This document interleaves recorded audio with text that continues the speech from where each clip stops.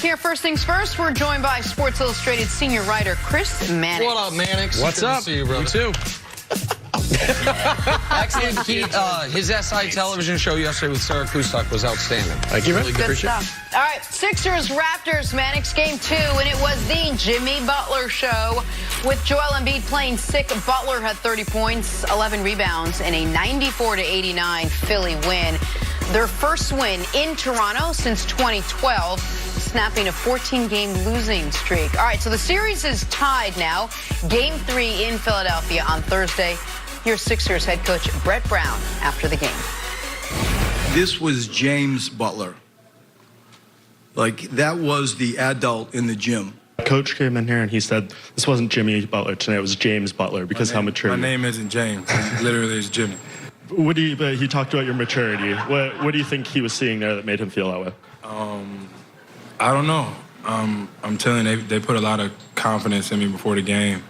I put in a lot of work last night as well as this morning, but all in all, man, it was a team effort. I always go back to defense. You know, we get stops, we're taking off into the open floor. Guys are making plays like Joe and Ben. You know, whenever we're playing like that, guarding like that, we're such a good team. We definitely have to continue to do it and know that on any given night, it's going to be somebody's night. We have the group of guys that anybody can get hot. Anybody can put the ball in the basket. You feed that hot hand.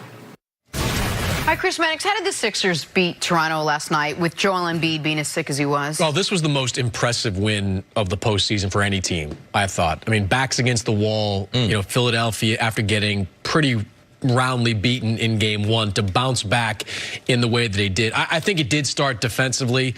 Kawhi Leonard had a great game, but Kawhi Leonard during that game, I'm watching him, and he was doing a lot of un-Kawhi-like things. I mean, one of the things I like about Kawhi is that there's very little wasted motion in his game. He either attacks or he moves the ball. And he was just kind of holding the ball and hanging around, dribbling a little bit too much. That was number one.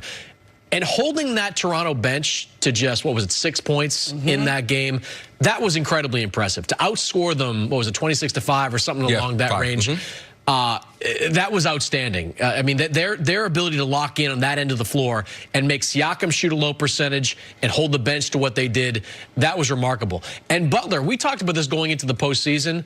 Like, he's the one guy on that team that's capable of taking over a game late. And that shot he made in the fourth quarter off that kind of looping pass from Joel Embiid to put that down, there's nobody else on that Sixers roster that can make a shot like that. So they had Butler playing outstanding, and their defense was terrific from start to finish.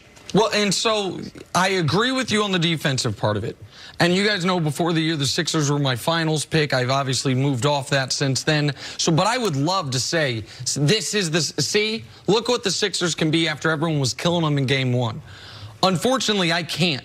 Because I think so much of what happened last night is not sustainable for them.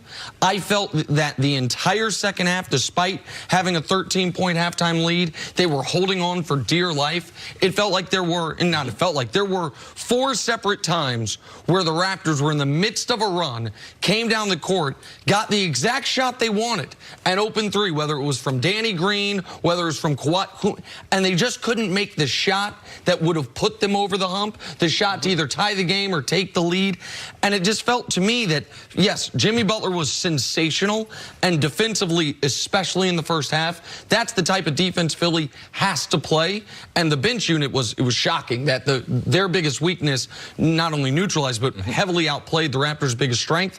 But so much of what happened in game 2 to me was not sustainable for them moving forward. I think Philly would be fortunate when they go back home just to get a split. Not to protect home court, but just to get a split, because Embiid does not have an answer for Marc Gasol and never has throughout his career. He's not going to get healthier from his knee standpoint. He might get healthier from, he was dealing with a stomach bug yesterday.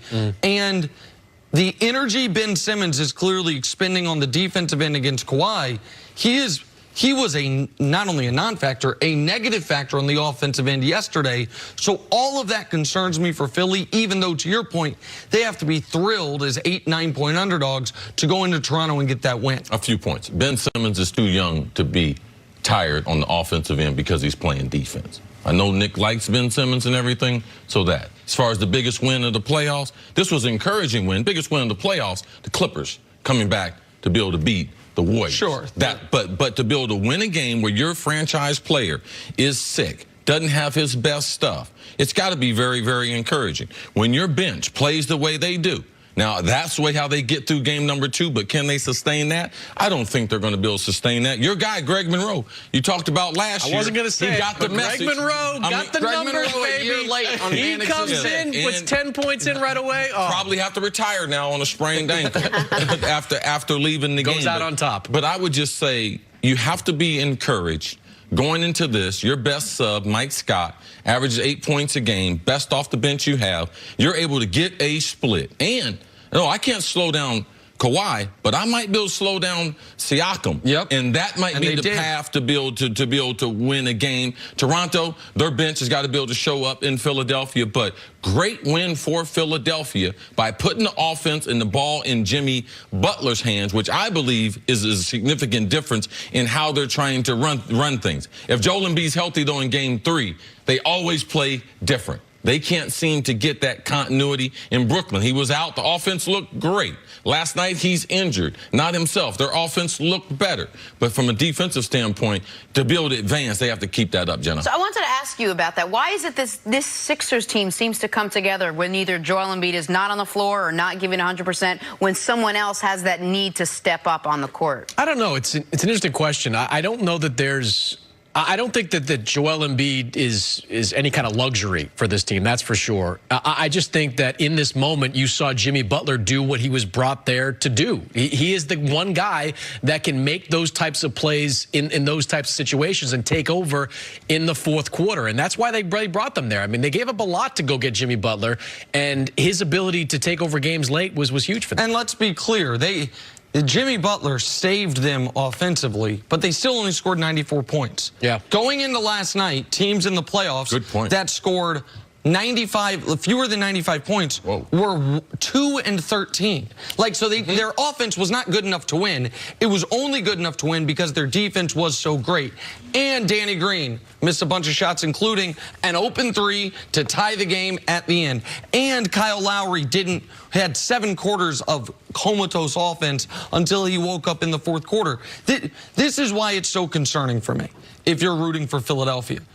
Jimmy Butler's not going to do this consistently. He had 36 points in the first game of the playoffs. Then he went 7, 16, 11, 9, 10, and now 30. Oh, Jimmy did it again. But why is that? That's a question right there. Right, that's who he's been since Philly's acquired him. I don't know the answer why. It's one of the reasons why, if you're Philly, you might be a little skeptical about, are we going to max out Jimmy Butler this summer? But Kawhi's 35. I think it is sustainable. Yeah. And maybe not quite 35, but we said yesterday he's not going to score 45 a night, but we expect him to score 30 each game of this series. And so I think Toronto can play so much better, and Philadelphia has some of the same systemic issues they had going into the series. I think Philadelphia, there's always a power struggle. I mean, who's going to get credit? I believe in that locker room, people don't talk about a lot, but Joel Embiid always wants to get credit. Ben Simmons wants to be able to get credit. And then when they relinquish the power to Jimmy Butler, he's capable of doing it. But the inconsistency for him to be a max player, that is a problem for the Sixers. I'm with you, too. I don't think that Toronto goes into Philadelphia feeling like they've been exposed or anything like that. I think guys like Van Vliet are going to play better. I think Siakam is more the player we saw in Game 1 than the one we saw in Game 2. I think you still have to have a lot of confidence that organically you're going to play better if you're Toronto in Game 3. And Philadelphia, I just don't know. I mean, 94 points is not going to get it done against Toronto. No, it never gets it. Not in a 7-game series. 3-14 now, teams in the playoffs that score under 95. Game 3, though, one thing that has happened for Philly, Tobias Harris got to show up. Yep. Tobias Harris was very important in round 1. He's yet to play well in round 2. They need his offense immediately in Game 3 in Philly. All right, we got to take a break. Mannix, we'll see you a little bit later. Coming up. That was good. We don't need him later. We're good. You're good. We're going to bring Chris Mannix back a little bit later. Coming up. With him? Did Boston win? To talk Celtics. Coming up.